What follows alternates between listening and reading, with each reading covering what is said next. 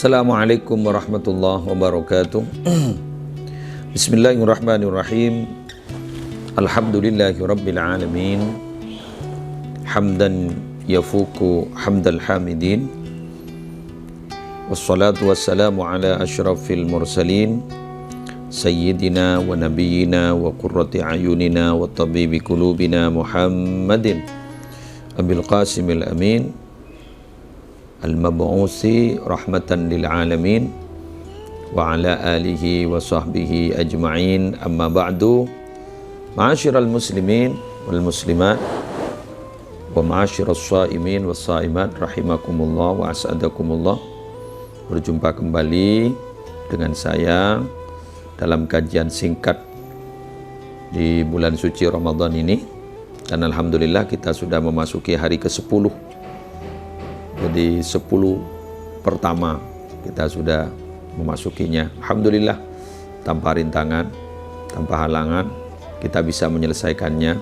Walaupun ada di antara kita yang sakit, ada di antara kita mungkin yang udzur, saya doakan semoga cepat sehat, semoga udzur Anda cepat hilang dan bisa melaksanakan ibadah dengan sempurna. Dan kita berharap bahwa di 10 kedua, 10 ketiga kita juga diberi kesehatan dan bisa menyelesaikan ibadah ini dengan sempurna. Hari ini saya ingin membahas tentang betapa nikmatnya kita kalau beribadah pada malam hari. Saat ini di bulan Ramadan ini sangat mudah sekali kita melaksanakan ibadah pada malam hari. Karena memang aktivitas kita itu banyak pada malam hari.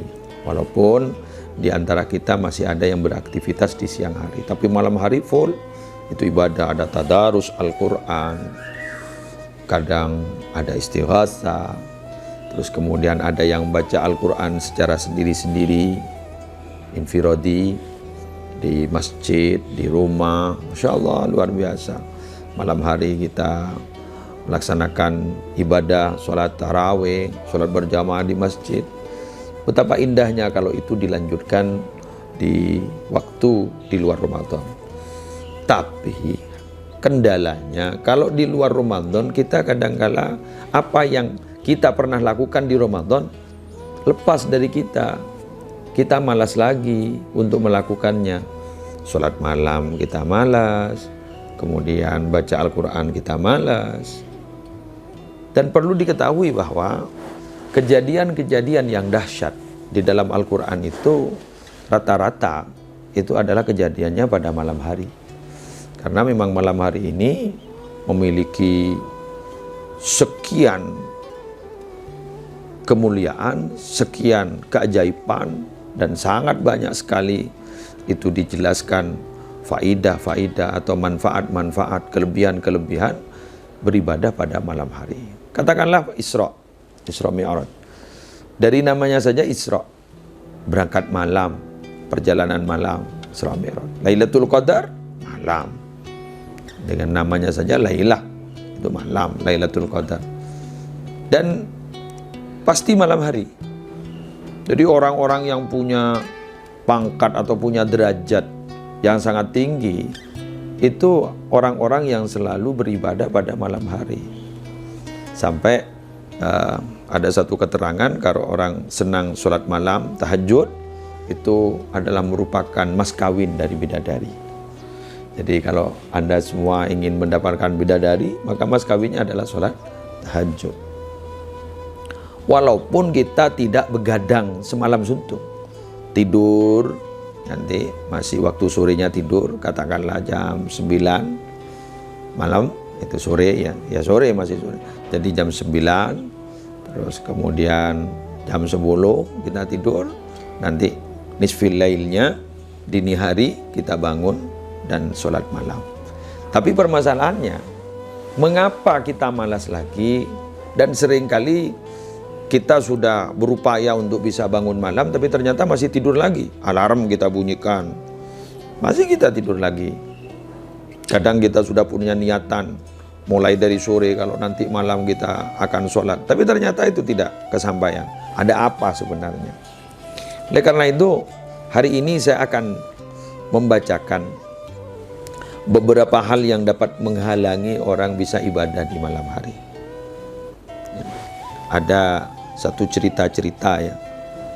Ini dari orang-orang terdahulu, pendahulu kita, termasuk keluarga besar Nabi Muhammad SAW. Saya bacakan. Kitab Al-Ghunyah li Talibi Tariqil Akhirah Azza wa Jal, karangan Syekh Abdul Qadir Al-Jailani pada halaman 155 ya, 155 di juz 2. Wa qala rajulun lil Hasan rahimahullahu taala. Ada seorang laki-laki bertanya kepada Sayyidina Hasan ibni Ali, yaitu cucu dari Rasulullah sallallahu alaihi wasallam. Ya Aba Sa'id, inni abitu mu'afan wa uhibbu qiyamal lail wa a'uddu tuhuri fama bali la aqum. Bagaimana saya ini malam harinya sehat dan saya ingin sholat malam dan sudah mempersiapkan diri bersesuci, bahkan tidurnya saya dalam keadaan suci, artinya berwudu. Fama bali la aqum. Tapi kenapa saya, ada apa penyakitnya? Ada apa dalam diri saya? Kenapa saya kok tidak bisa bangun malam?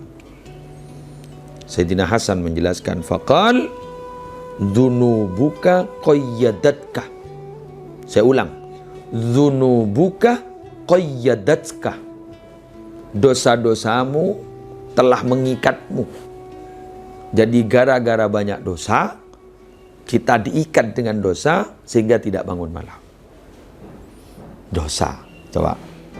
Sedangkan sekarang di tahun 2021 ini sudah banyak dosa menghampiri kita. Tanpa kita panggil datang sendiri.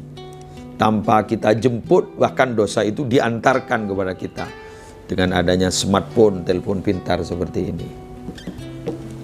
Oleh karena itu, jangan pernah menyalahkan siapa dan karena apa. Tapi memang dosa kita yang mengikat kita sehingga kita malas untuk melaksanakan ibadah pada malam hari. Loh, sekarang di bulan Ramadan kenapa kita dengan enteng, dengan mudahnya bisa melaksanakan ibadah pada malam hari? Satu, lingkungan. Ya, lingkungan. Lingkungannya memang mendukung, kompak. Yang kedua adalah kita pada siang harinya perbuatan maksiat itu kita minimalisir. Ngerasani orang juga kita hindari, bicara yang enggak juga kita hindari, makanan juga porsinya juga kita kurangi, sehingga kita mudah melaksanakan ibadah pada malam hari. Selanjutnya ada lagi waqala Ats-Tsauri rahimallah. Ats-Tsauri ini Abu Sufyan Ats-Tsauri. Sufyan Ats-Tsauri menjelaskan, hurrimtu qiyamal lail 5 ashhur bidzambin adnabtuhu. Kata beliau, aku itu 5 bulan tercegah melakukan sholat malam gara-gara satu kesalahan, satu dosa yang aku perbuat.